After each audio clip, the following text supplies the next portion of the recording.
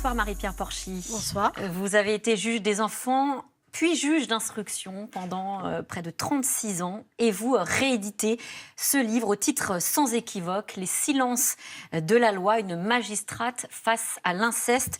C'est publié chez Fayard dans quelques jours, le 3 mars, très exactement. Comment mieux protéger les enfants victimes de viol? On va en parler avec vous, vous allez nous éclairer. Mais avant cela, je vous propose qu'on écoute les annonces faites par le ministre de la Justice. C'était hier lors du grand jury. Il y a des consensus qui se sont dégagés, notamment le seuil et le seuil d'âge, 15 ans. Ça signifie qu'en deçà de 15 ans, moins de 15 ans, un agresseur sexuel, qu'il s'agisse d'un homme ou d'une femme, ne pourra plus soutenir qu'il y a eu consentement. C'est une avancée extraordinaire. Pour l'inceste, nous souhaitons le seuil de 18 ans. Personne ne pourra dire... si la victime a 17 ans, il était d'accord. Il n'y a plus de débat avant 18 ans, plus aucun consentement possible en cas d'inceste. C'est une avancée majeure. Bien sûr. Alors, il faut dire que jusqu'à maintenant, d'ailleurs, ça n'est pas encore voté, c'est juste une annonce, jusqu'à présent, quand on citait l'âge de 15 ans, ça n'était absolument pas une majorité sexuelle, que ce soit dans l'inceste ou pas. C'était d'ailleurs bien ça le problème, c'est que en deçà de 15 ans, la peine était aggravée pour l'auteur. Et ça ne constituait absolument pas une majorité sexuelle, contrairement à ce que beaucoup ont pu dire. Donc qu'aujourd'hui, effectivement, on fixe l'âge de 18 ans comme étant la majorité sexuelle en matière d'inceste, on pourrait dire que, c'est une avancée, mais on pourrait dire aussi qu'on est toute sa vie l'enfant de quelqu'un. Oui, vous dites que c'est un minimum. Je pense que ça devrait être toute la vie. Toute la vie. L'inceste comme un interdit dans la loi. Voilà. Pourquoi pas toute la vie, sachant que l'inceste, c'est pas forcément un père et sa fille. Ça peut être aussi entre deux frères, un frère et une sœur, etc. Donc c'est vrai que logiquement, ça devrait être un peu toute la vie. Mais déjà 18 ans, c'est déjà très bien. C'est une grande avancée. Oui. On entend ce mot, le consentement, c'est aussi dans le titre de la tribune que vous publiez dans Le Monde ce soir, un mot qui est très ambivalent, parce qu'il sous-entend finalement que l'enfant peut ne pas consentir, mais aussi donc consentir. Est-ce qu'il a encore toute sa place dans la loi? Alors, la réforme qui est envisagée aujourd'hui, enfin, en tout cas ce que je peux en lire, c'est que lorsque l'enfant a moins de 15 ans, on ne s'interrogera plus jamais sur l'existence de la contrainte. Alors, il y a des débats sur la différence entre la contrainte et le consentement. Dans mon livre, j'aborde ce sujet.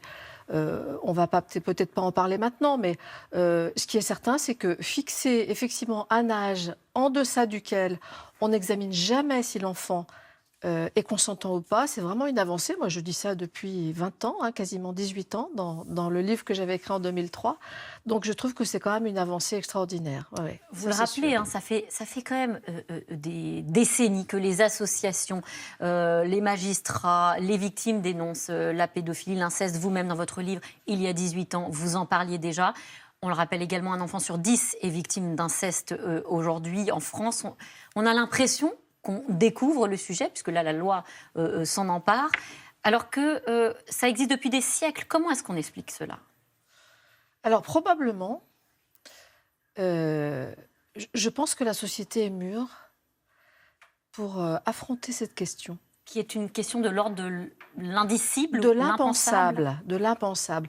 La famille a toujours été le lieu de protection légitime, suprême, et aujourd'hui, on se rend compte que le lieu de tous les dangers pour un enfant, c'est finalement pas la rue, mais le toit familial. Alors, on le sait parce qu'on peut le lire depuis déjà pas mal de temps, mais véritablement aujourd'hui, je pense que les gens en prennent conscience. Et je pense qu'il y a aussi une volonté, véritablement, de faire le jour sur ces traumatismes que finalement beaucoup de gens ont vécu, parce que 1 sur 10, c'est quand même vraiment beaucoup. Et on en connaît tous autour de nous, 1 sur 10, forcément. Et le fait de pouvoir, je crois, sortir de cette société incestueuse, je dirais dans cette espèce d'inconscient collectif dans lequel nous sommes tous, je pense que c'est une vraie avancée. Et je trouve que la loi, en tout cas la préparation de la loi actuelle est vraiment une bonne chose.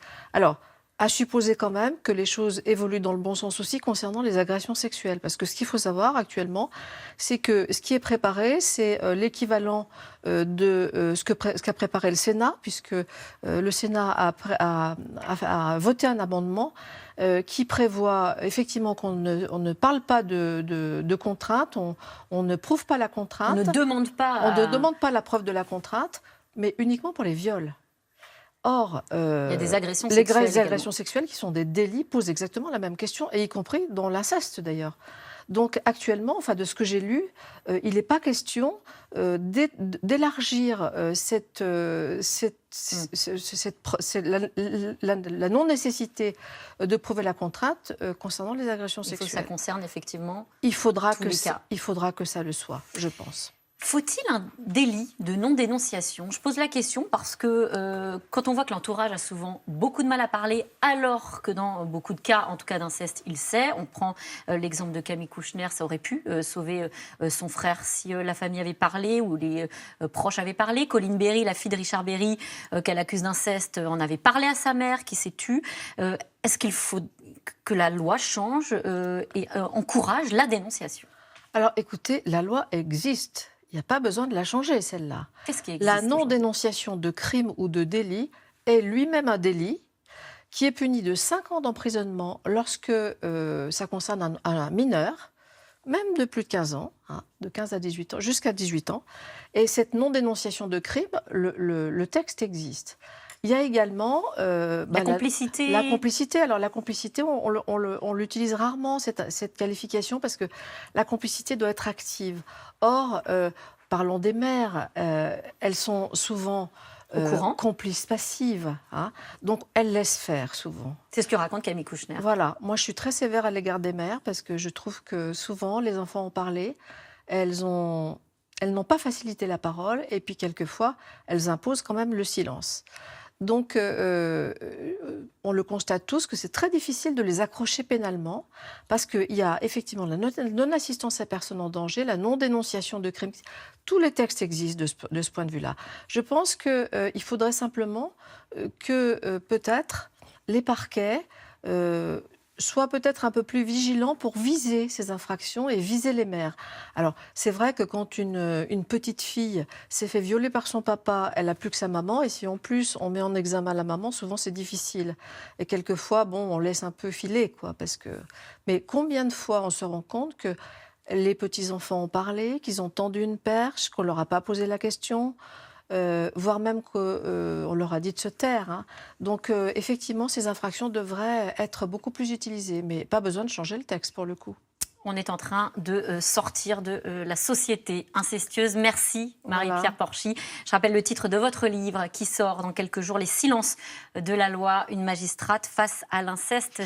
Sort en édition augmentée chez Fayard. Merci à vous d'être venu sur notre plateau. Tout de suite, C'est dans l'air, une émission intitulée ce soir Variant, Dunkerque, Metz. Et après, ce sera avec Axel de Tarly. Bonne émission à vous.